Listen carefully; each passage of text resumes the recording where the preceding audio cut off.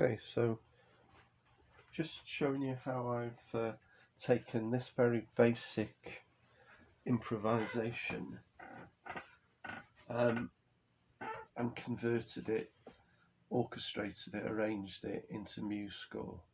So I think this particular section ends about there. It's about 1:20. So listen to listen to the very, very basic improvisation. As I said, it doesn't even sound great in places, if I'm honest, but you have to keep working it. Here we go. A few dissonances in it, which are useful sometimes.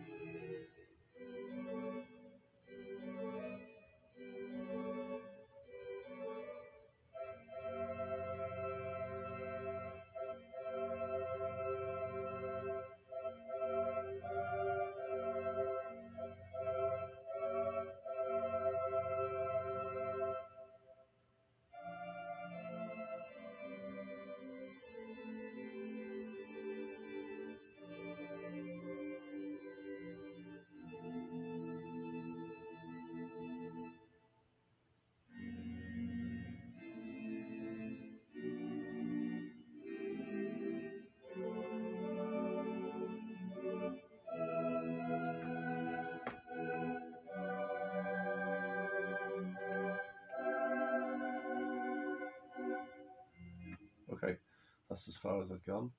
So there's a few things there that I decided to change. First of all, I'm going to use an organ and sort of choir, and I could change it to strings and choir or piano and choir. It does have that unique sound, the organ, but we are trying to keep it in a certain style of music. Not all organ, but the organ does come in from time to time.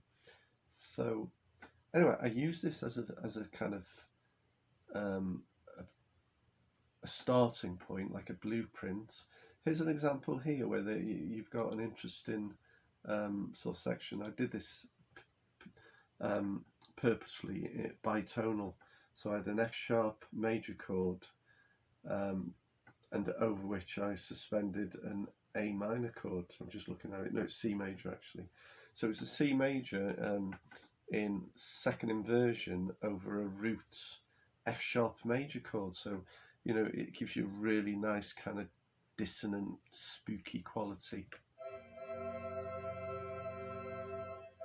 which John Williams uses as well, in a lot of his music. Um, so I've done that purposely to create a kind of dissonant kind of effect there. So I take each section. The music's okay to be fragmented because we're just using little sections of it wherever it can be placed. It's not a symphony or anything. It's not following a development, a particular structure. And then what I've got to try and do is try and bring out each section, improve on it, work on it, find a set of instruments that work quite well. There's only one way of doing it, and it's amazing that I've said this before. That section could be presented in an infinite amount of ways.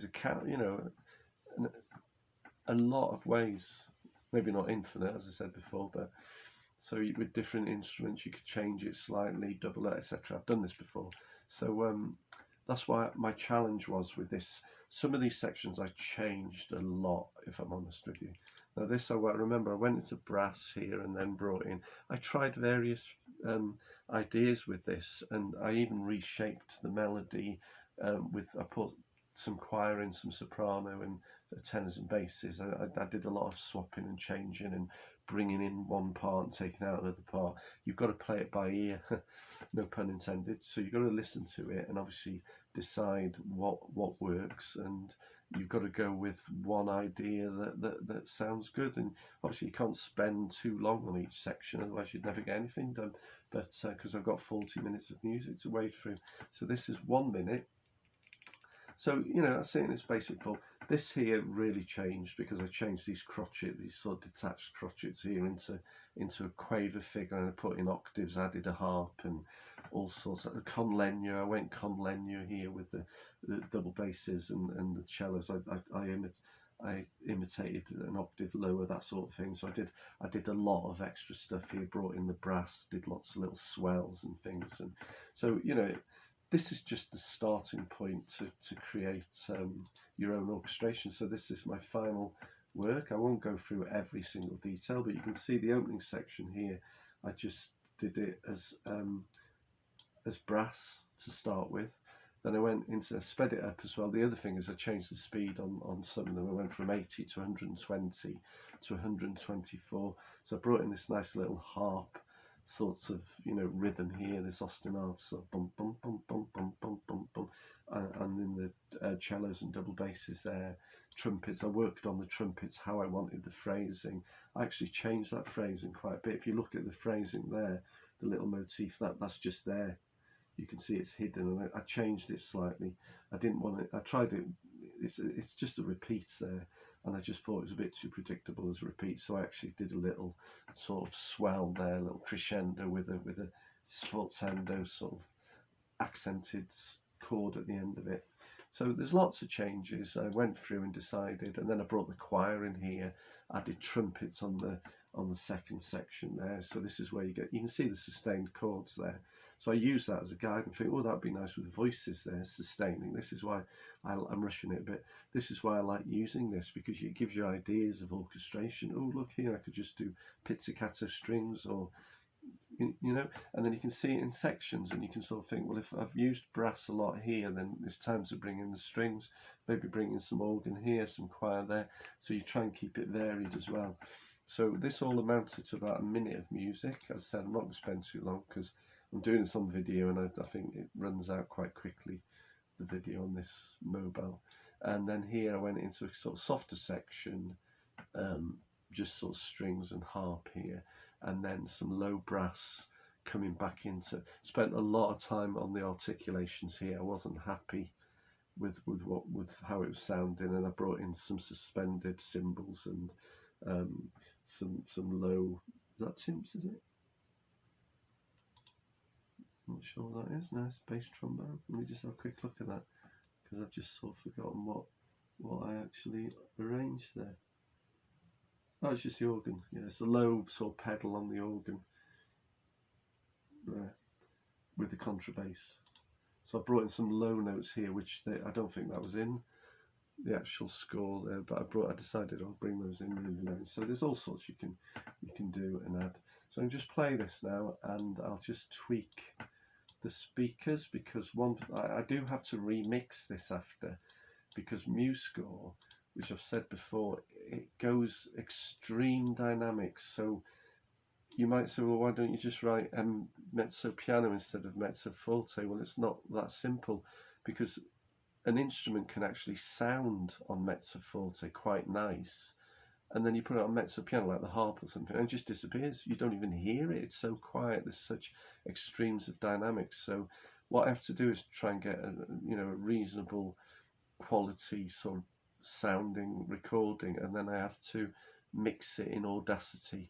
I go into Audacity then, and I just rebalance the parts. So I take the really loud parts down slightly and just boost up the quieter parts, just to bring them a bit more, to get the dynamic range from here to about there, so it's just not as extreme, because we don't want these extreme dynamic changes really. But sometimes you've got to put in a fortissimo just to give it that bit of drama. I've even put in a sforzando here with a double F. I don't even know how to say that.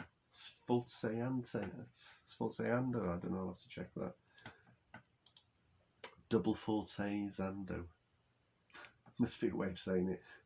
Unfortunately, you don't write it down here. We've got the sforzato and the sforzando, and then there's the fortissimo ando. I'll check that actually, because that's a little bit annoying not knowing what it is. Okay, here it is. Whoops, a bit loud. A bit like Saturn, isn't it, that off Holster Planets?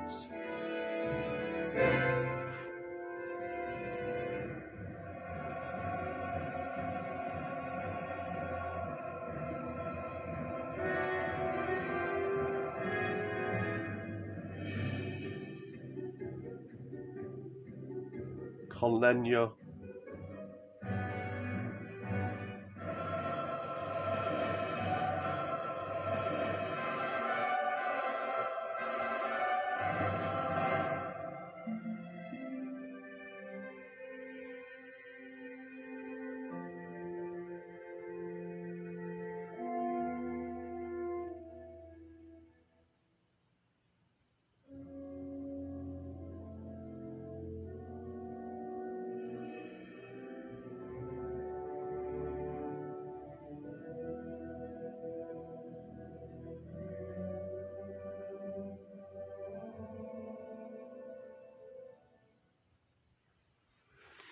That's it.